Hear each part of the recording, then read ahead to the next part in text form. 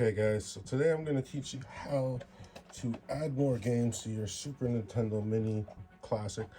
Same process will actually work on the PlayStation Classic and PlayStation Mini, as well as the Sega Classic and Sega Mini. So first off, you're going to have to download HackG, which I will put the link to download it in the description down below. When you download it, I prefer to just download it right onto the system, so I'm going to download the exe, but you can download it to a flash drive if you want the external version. So once we have that downloaded, we're going to get that open. Now there's going to be a bit of a process the first time you open it up. It's going to download and install several drivers. That'll take about 1 to 5 minutes max, depending on how fast your computer is. Now as you can see here, I already have a few games added on. I'm actually going to have to remove some of these games, and I'll explain why and show you how to do that later in the process. Now, to add the connect the system, first off, we're going to click up here on kernel. And we're going to click on install and repair. Before I do that, make sure you have your Super Nintendo switched on, and to make sure that your micro USB is already plugged into the computer. We're going to plug this in after. So we're going to go install repair. It's going to ask you, do you want to use the kernel, the custom kernel? You're going to click yes on that. So then you're going to get this pop-up right here to plug in the USB cable to the Mini. Now when you do that, you're going to hold the reset button up like so. So I'm going to plug it in right now, and it's going to start connecting it and installing the stuff. And as soon as you see it saying update into kernel, then you can let go of the reset button. So we're just going to leave our system, put it down there, let this install. So this is essentially going to be connecting your system to the software. Now you see that little red dot in the corner. When you see that dot turn green at the end of the process, that's when you know it's going to work. We're just going to give it some time to set it up. This may take you guys 1 or 2 tries. It took me a couple tries to get it working actually. That disconnect is just them rebooting the Mini. As you can see, it says on the screen. Now when we get this all set up and then connected and we get that green dot, I'm gonna show you guys how to add some ROMs on. I just downloaded some new ROMs. I'll also put a link in the description down below where you can get the ROMs to do that.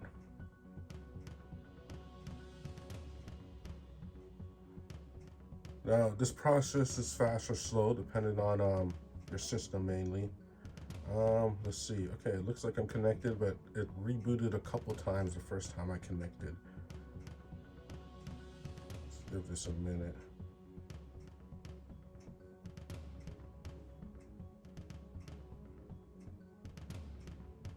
I've actually tested out the games I previously added, and there's a specific reason why. I will be removing some games. Okay, yeah, see, I'll do 1 or 2 reboots while it's connecting. If you see that green bar at the bottom, don't worry about that. Okay, now you can upload games to your Mini. So I'm gonna click OK. So first off, to add games, what I'm gonna do is click here where it says add more games. Simple as that. So I got a ROMs folder. Now it's easier just to add them all at once. See how I highlighted them all? Click open. So this is gonna add all of them to it. Now I've noticed with other ones I downloaded, because before I was downloading some, yeah, there it is. Not all of them are gonna be able to work. I just say yes to all. That's gonna add another third-party emulator on. Now it's processing the games. I've tried Japanese games. I have some old Sailor Moon games on here. This is just a mix of some other more American games, but more or less all of them do work. There's a specific way to tell whether or not they're going to work, and I'm going to show you that, because it's something that I ran into the first time I was doing this, and I'm going to do a follow-up video when I find a fix for it. Okay, so all these new games are now added. So we're going to go down here. These are all my new ones, and we're going to click on them.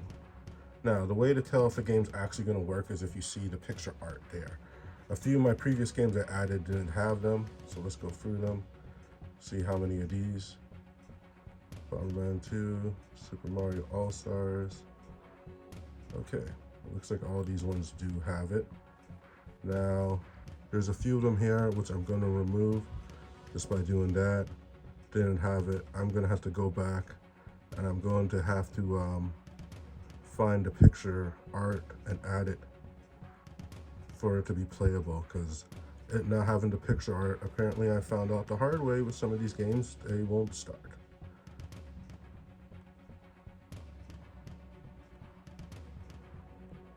Most of them are. You see I got a nice little library, some classics. Alright. So now that I've done that, I'm going to go down here and I'm going to click Synchronize Selected Games with Mini. Now this is going to synchronize all the new games I added and remove all the previous ones that were there. Cleaning out previous tasks, as you can see. And now that that is done, now is the important part. Now we're going to go and plug this into my TV and I'm going to show you guys how this worked. Okay peeps, and now we got it open. So as you can see here, these are the original games that come with the Super Nintendo Classic, Super Nintendo Mini. Then you're going to see this extra folder here. This extra folder is going to contain all the additional games that we added. And if you see this other folder, that's the ones that are previously there. So let's go through and find something to try out for you guys. Let's go into these new ones I just added. My friend particularly wanted one game in particular from their childhood, so let's see that one. It's hit and miss. Not all ROMs are gonna work. Some might not, some will. Zombies Ate My Neighbors. I've actually never played this game when I was younger. This is the first time I'm gonna try it. So if I'm absolutely horrible peeps, that is why.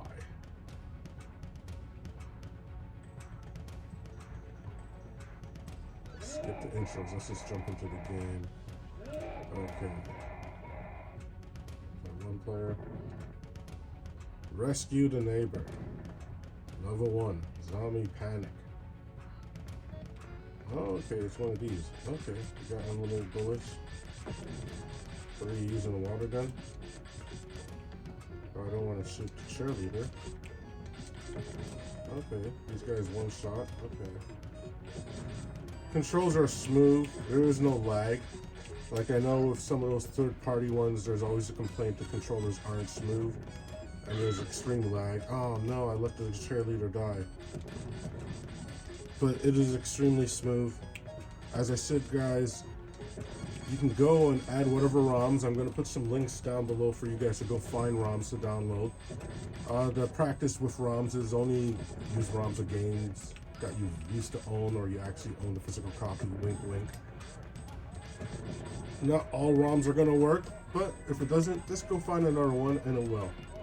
Alright peeps, hope you enjoyed this tutorial. It was easy for you guys to follow.